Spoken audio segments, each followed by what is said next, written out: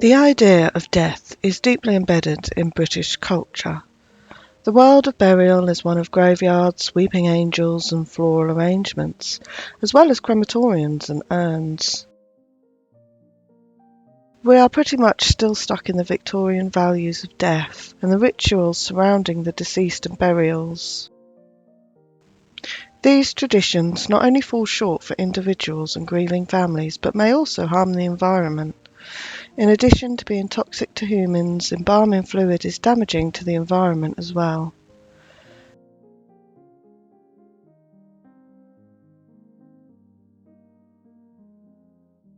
Graveyards can be found dotted around the English countryside. Graveyards in cities were closed down due to overcrowding and bad sanitation. This was due to decomposition getting into drinking water and bodies crammed one on top of the other, and the smell of decomposing bodies would filter through the soil.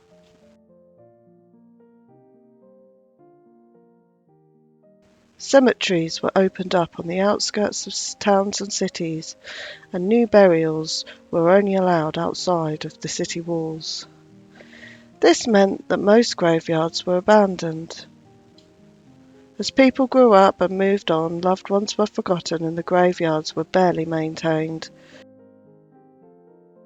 As green space became sparser and sparser in the urban areas, people began to return to walking through graveyards. They would walk dogs and take strolls through the trees that had grown there, and that's how controlled rewilding of graveyards began.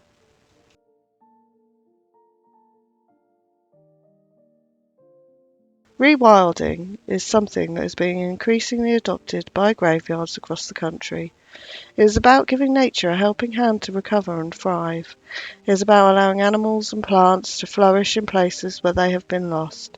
And it's not just about plants and animals. Rewilding can also have a tremendous impact on our own well-being. By reconnecting with nature, we can rediscover the sense of peace and calm.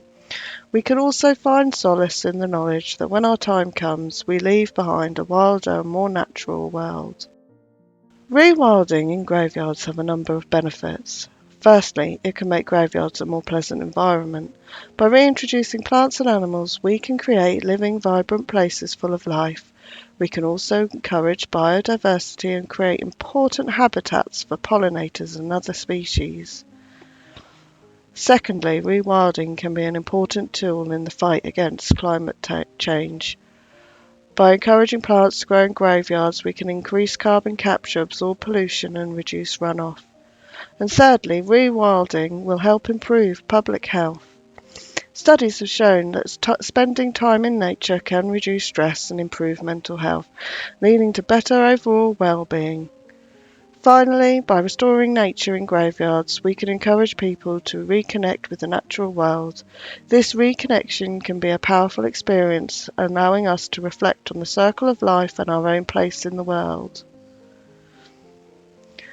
Rewilding a graveyard can not only provide an opportunity for biodiversity to thrive, but it can also be an excellent outlet to celebrate the death and honour of the loved ones of those buried in the graveyard. Can also create memorial gardens or planting trees program, which loved ones can purchase and be planted on the cemetery grounds in memory of the deceased. There are many creative ways to celebrate the lives of those buried in a graveyard whilst rewilding it.